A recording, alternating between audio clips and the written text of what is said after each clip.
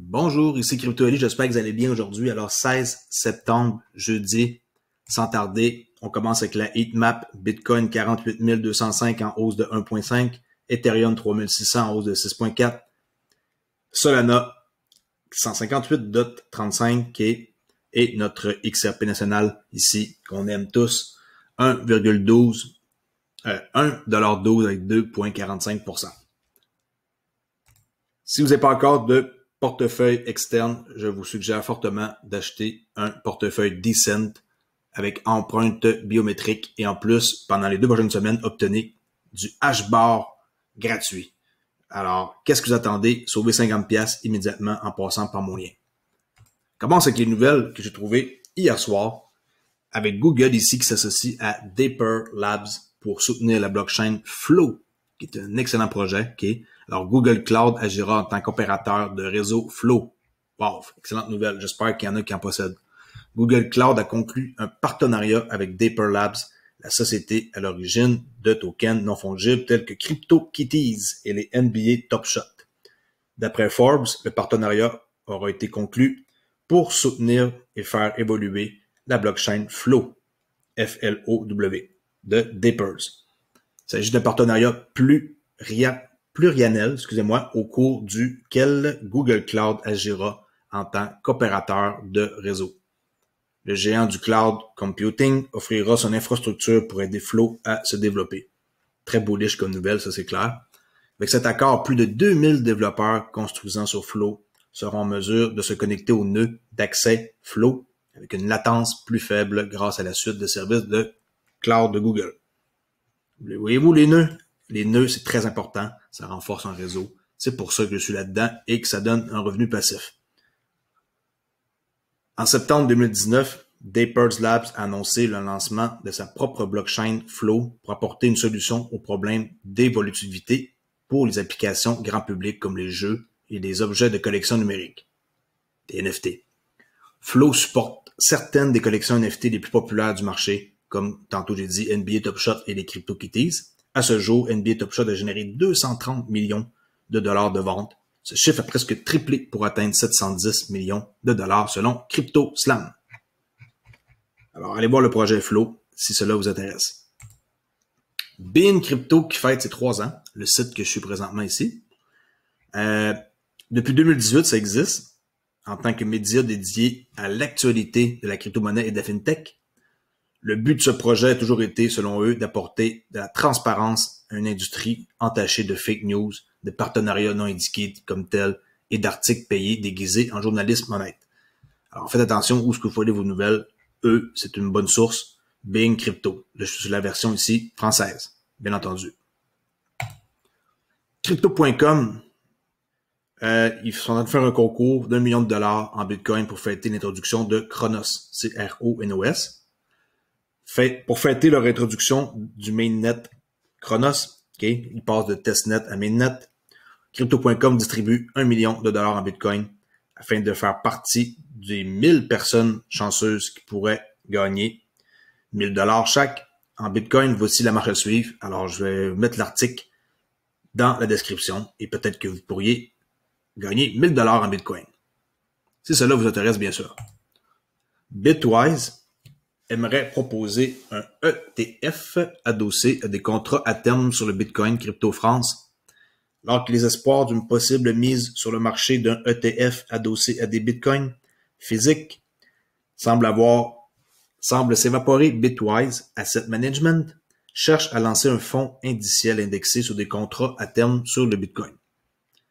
Les fonds indiciels sont des produits d'investissement qui suivent les évolutions du cours d'un actif ou d'un groupe d'actifs, ce qui peut être échangé sur des bourses, bien entendu.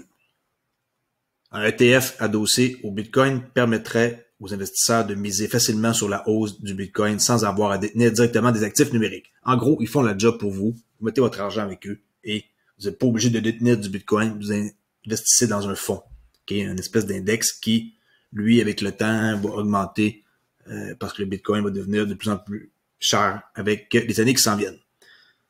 OK? S'il y en a qui veulent pas de Bitcoin, vous pouvez faire affaire avec eux, puis eux, ils vont s'organiser de vous en acheter. Puis c'est un fonds que vous possédez chez eux. Une entité inconnue a tenté d'attaquer Ethereum. OK, c'est arrivé hier.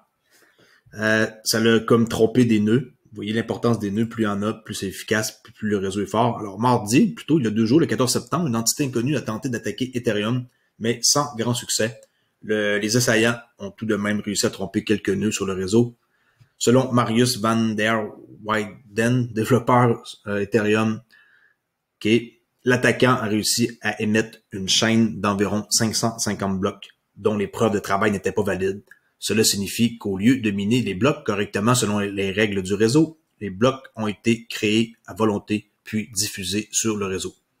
La majorité des nœuds Ethereum ont été rejetés par les blocs car les preuves de travail n'étaient pas valides. Mais les nœuds exécutés par le client Nethermind ont adopté la fausse version de la blockchain. Pour rappel, les clients sur Ethereum vérifient les transactions de chaque bloc, ce qui assure la sécurité du réseau et l'exactitude des données. N'oubliez pas, un fournisseur comme Stromblock, qu'on aide les autres personnes comme Ethereum 1, bien DVPN Sentinel, bientôt Matic, après ça Phantom, on va renforcer leur réseau en opérant des nœuds. C'est ça que ça fait, puis eux, ils le font à merveille avec une application qui est très très simple d'utilisation. Si y en a qui veulent plus d'informations sur Stromblock, veuillez me contacter immédiatement. Ça me fait plaisir de vous en parler. C'est le projet que je suis le plus impliqué dedans et que je suis en mesure de vous mettre sur la bonne voie. Okay? C'est pas donné, mais les revenus sont passifs et quotidiens à chaque jour. Alors, pour revenir à l'article, Ethereum n'est pas le seul réseau à avoir rencontré des difficultés. Il y a eu aussi Arbitrum qui ont connu une panne avec leur séquenceur et que c'est resté hors ligne pendant 45 minutes. Les gens ne pouvaient pas faire de transactions. Là. Si vous vouliez échanger quelque chose, vous ne pouviez pas. Là, l'article ici montre ça là, sur BN Crypto, qu'Arbitrum, la plateforme de couche 2 d'Ethereum, subit une panne à cause d'un bug dans les séquenceurs. OK. Je n'ai pas voulu l'article, c'était pour vous montrer. OpenSea confirme qu'un employé a fait l'usage d'informations confidentielles lors d'achat de NFT.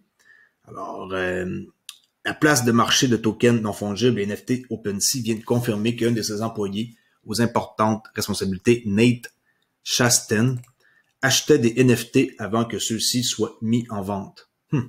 Sur la page principale de la plateforme, un délit d'initié détecté grâce à l'analyse de la blockchain Ethereum.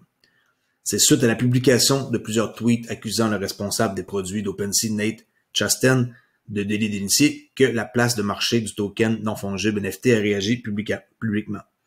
Les nouvelles se partagent vite sur Twitter. Là. Les différents tweets accusant l'employé de la plateforme d'avoir utilisé ses connaissances pour acheter des NFT et les revendre, ensuite pour en tirer un important bénéfice. Plus précisément, Nate aurait utilisé des portefeuilles anonymes contenant des Ethereum pour choisir et acheter des NFT de différentes collections avant que celles-ci ne soient mises en avant sur la page d'accueil d'OpenSea. Le bénéfice total serait de 19 Ethereum, soit environ 56 500 €. Sur Twitter, l'utilisateur Zhu Wu a été le premier à pointer du doigt ce comportement étrange. Pour soutenir ses dires, il a mis en exergue les données de plusieurs transactions sur Etherscan. C'est lui ici qui a dénoncé. C'est suite à ça qui a été pogné.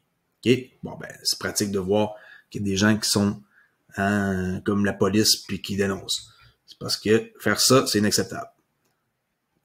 Pour finir, Tezos qui double sa valeur en une semaine et avance vers un nouveau sommet record. Tezos s'est accru de plus de 100% au cours de la semaine dernière et les indicateurs techniques ne montrent aucun signe de faiblesse. Le cours de Tezos a plus que doublé. Maintenant, on voit que le token est maintenant sur le point de dépasser son sommet historique du mois de mai qui était de 8,42. On parle pas beaucoup de Tezos. Hein. Je vais essayer de me plus en parler moi-même. Jamais que j'en parle sur ma chaîne. Je sais que c'est un bon token à avoir. Il suffit que je prenne la peine de faire une vidéo peut-être juste là-dessus. Mais oui, effectivement, Tezos, on devrait vraiment plus s'en occuper. Ils sont très très forts dans les NFT d'ailleurs.